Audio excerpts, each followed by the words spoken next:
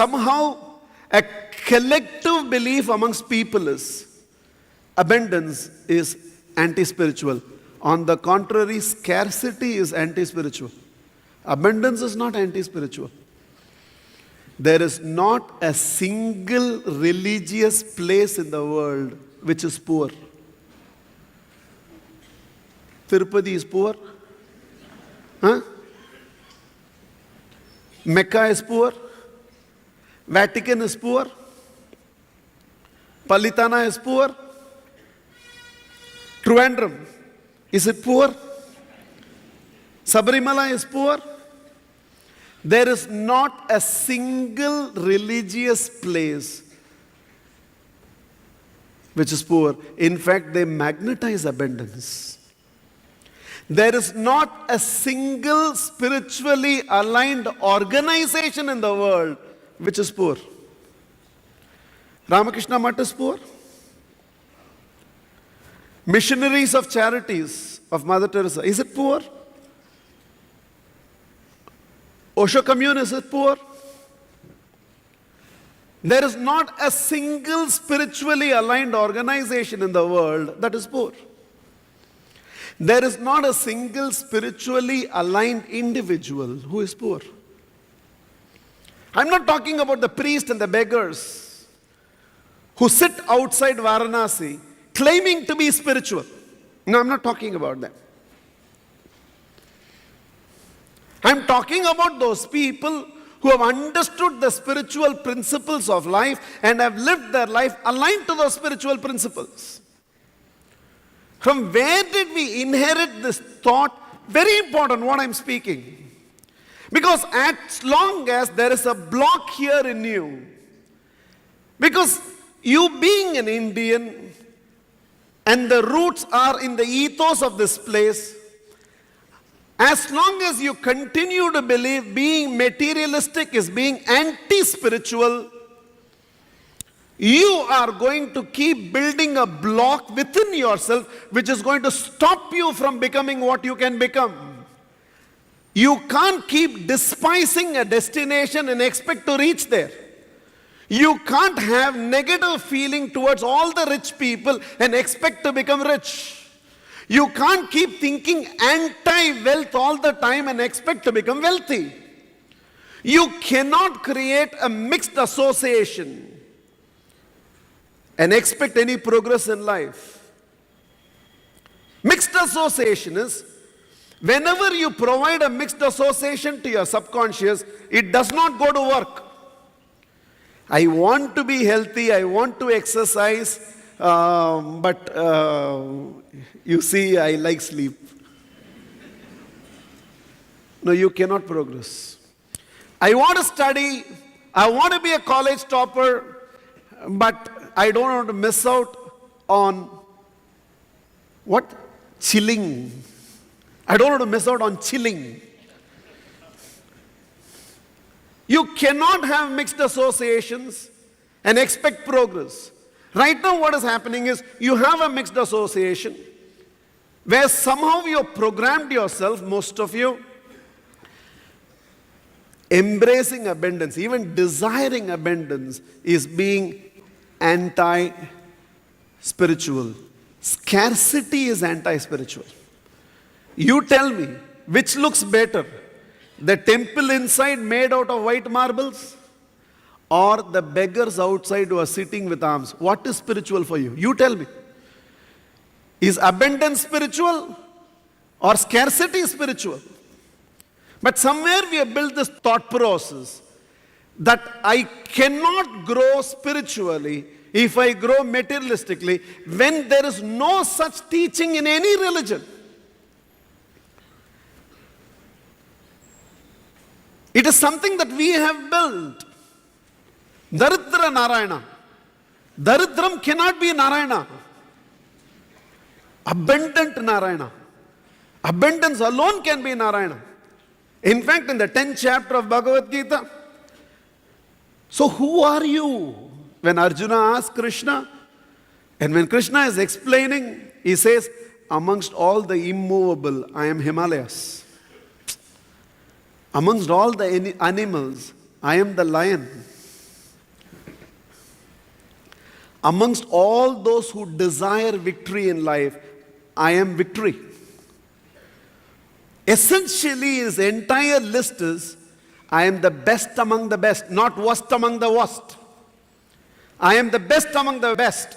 And in that very clearly, chapter 10, verse 35, Krishna clearly states, I am prosperity amongst those who desire prosperity.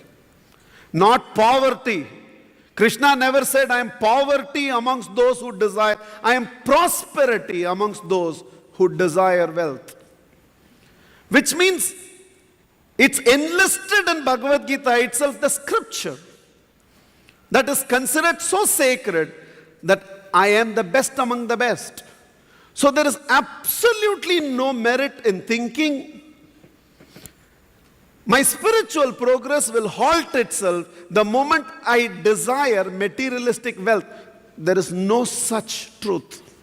In fact, when you look around, and I'm giving you evidence, factual evidence, every spiritually aligned place, every spiritually aligned organization, every spiritually aligned individual living by the principles of spirituality have only magnetized abundance into their life.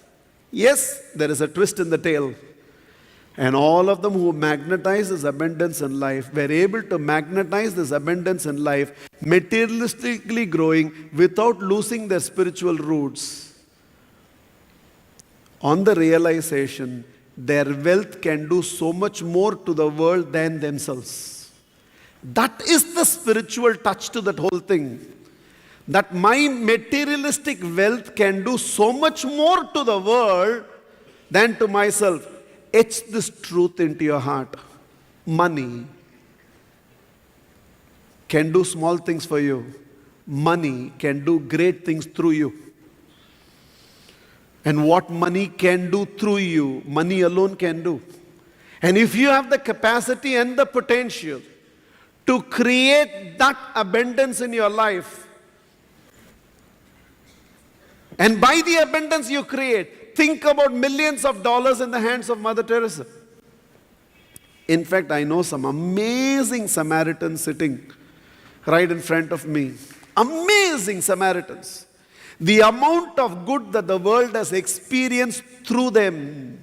In fact, of all the wealth that they have created in their life, how much they would have used for themselves is such a negligible percentage, and how much the world benefited through that wealth is indescribable.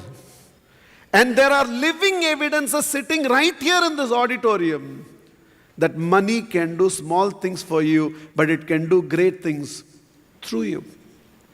So give away this mixed association within you that the very desire for materialistic abundance is an anti-spiritual phenomena, and thereby creating this mixed association which stunts your progress. One more block has to be removed. Somehow we believe it is not possible to be contented and ambitious. Somehow we have internally very strongly associated amongst ourselves that you should be contented in life. இருக்கிறத வச்சுட்டு சந்தோஷமா இருக்கணும். இன்ஃப்ளேஷன்ல இருக்கிறத வச்சுட்டு சந்தோஷமா இருக்க முடியாது. It's not possible. You should learn to be happy with what you have has somehow been translated by all of you as you should learn to be happy without anything. No. Contentment simply means my ability to look back at my past with no regrets. Where I have reached, I have reached. I have made my mistakes. I did the right things. I grabbed a few opportunities. I missed a few opportunities. I have been hurt a few times. I have been wrong a few times. Certain things have clicked. Certain things have faltered. But all that has resulted in where I am and my ability to look back at my past with no regrets is contentment. All you have is 100 rupees.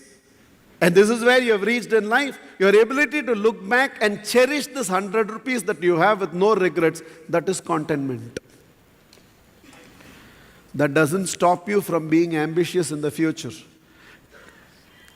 That doesn't stop you. Being contented with the 100 you have does not stop you from being ambitious for the 1,000 that is there ahead of you. In fact, contentment is a result and effect that is born from the past. Ambition is a futuristic emotion.